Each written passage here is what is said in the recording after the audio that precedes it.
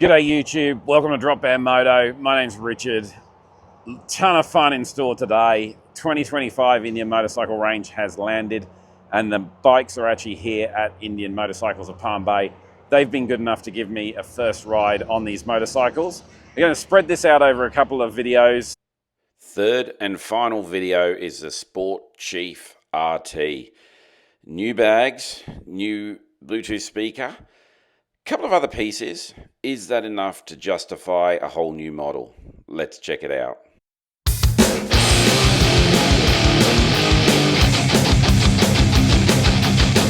So in 2023, the first Sport Chief was released. A couple of little changes. First of all, the mid pegs gave you a much more upright sort of riding, sporty riding position. Then they added the brakes up front. We got the 320mm Brembos radially mounted. We also got a nice big Brembo on the back brake. They upgraded the suspension, put a KYB inverted fork on the front and the Fox piggyback shock on the rear. The last thing they added to the bike was this quarter front fairing that gave you a little bit of wind protection up front and sportier feel. And that effectively was the Sport Chief. So I completely balls this video up, and that's why it looks like a horrendous early Bruce Lee movie with bad lip syncing. I completely stuffed the audio, so I apologise up front and try and keep up with what I was describing here as I went through the motorcycle. I did get some great footage of the new bags. Also got some genuine sound from the Bluetooth audio, so we'll click to the original sound for that. So it is still worth watching. You'll also get the added benefit of seeing me doing some really cringy dad dancing. So hang in there with the bad lip syncing and we'll check out the bike. Speaking of Indian Palm Bay, I did just want to acknowledge that these guys managed to get a bunch of the bikes in stock. So if you're heading to Daytona Bike Week, as I'm filming this, it'll be out just before Daytona Bike Week, and you want to get out of the hustle and bustle of Daytona and the busyness there and actually test ride a couple of motorcycles, with a bit of space and a bit of time to yourself, head on down to Indian Motorcycles or Power Motorsports in Palm Bay. It's a quick 1 hour ride down the 95, or you can go down the US 1 and have a really leisurely ride down. It's a good day out to go do that anyway.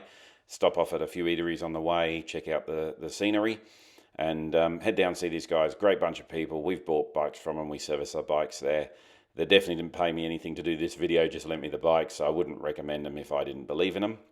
But really appreciate them supporting the channel with the loan of these bikes.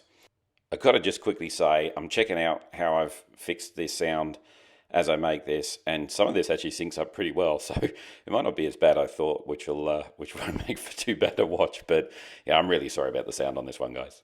This bike was naturally compared with the Lowrider S from Harley when it came out. Had a bigger fairing than the S, but to be compared with the ST, it really need bags, which we now have in the RT. So I'll put the cubic capacity up on the screen. I can't remember off the top of my head, but they are lockable, I think is the first thing, and they are a hard saddle bag. Basically, to open them, you just pop this up, release the clap there, clip there, and you can see inside. So in real life, and this probably won't come out, but they are, I got pretty big hands, by the way, but they are a lot bigger than they look. They're certainly not going to get you too far away, but you can throw some gear in there for a day, an overnighter, a couple of days even if you push your packing. I know these bags and look and style of them and the size have copped a lot of criticism. I got to be honest, for this style of bike, it's not a touring bike, and just to have that ability to store something there, I like the utilitarian look. I run ballistic nylon square bags on other cycles, but understand others might want leather. So the second big thing is we've got this new power band speaker. It's got some mid-range, it's got some tweeters, it's got a woofer in there. It's about 90 watts power all in all. Let's give it a quick try. Not sure how this is going to come out on my mic here, but I'm going to use some YouTube approved music so we don't get cancelled here.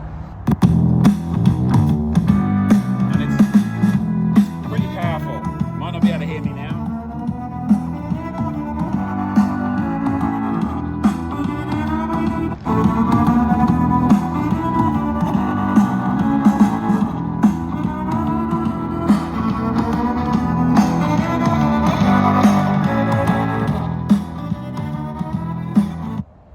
So it is pretty good. Look, you'll be able to hear that when you're riding around. I wouldn't say the quality's best. I couldn't find an equalizer in here just playing around, but there might be. So maybe the quality's not where it should be, but for such a small unit, it is powerful. You're going to hear it on the motorcycle, and it's a great addition.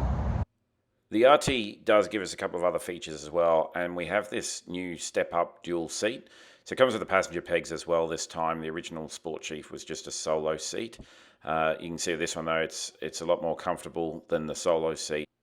Final add for the RT is the adjustable rear piggyback suspension. Indian will describe this 23 clicks, but it looks like we do have some damping on here. We've got compression up the top and we've got rebound down the bottom.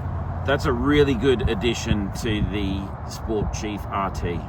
If you hung around this long, I really appreciate you sticking with that video. It was a complete balls up my side. I just didn't plug the mic in properly, so you only got that sound when we got close.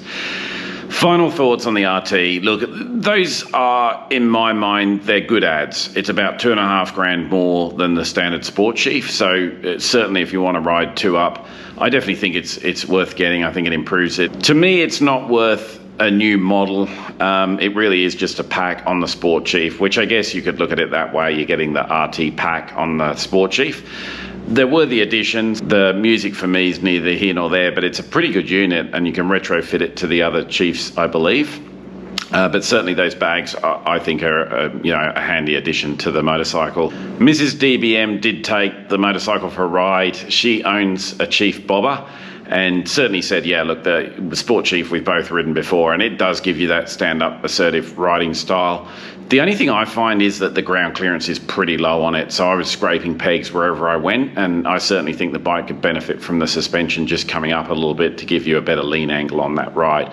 But it is a really good package, and the features on the RT do enhance it, particularly for a 2-up rider. Getting a dual seat, getting those pegs, if that's how you ride, great benefits for an extra $2,500. I think it's a good addition to the range. Not really worthy of its own model ride, but it's definitely a good addition to the range. Hey, if this content was great, appreciate you giving the video a like. Certainly if you're looking for more content along these lines, please subscribe to the channel if you're not already. Hope if you're interested in this motorcycle, get out to ride it sometime, and if you're heading to Bike Week, we might see you there in Daytona. Ride safe out there. Thanks very much for watching.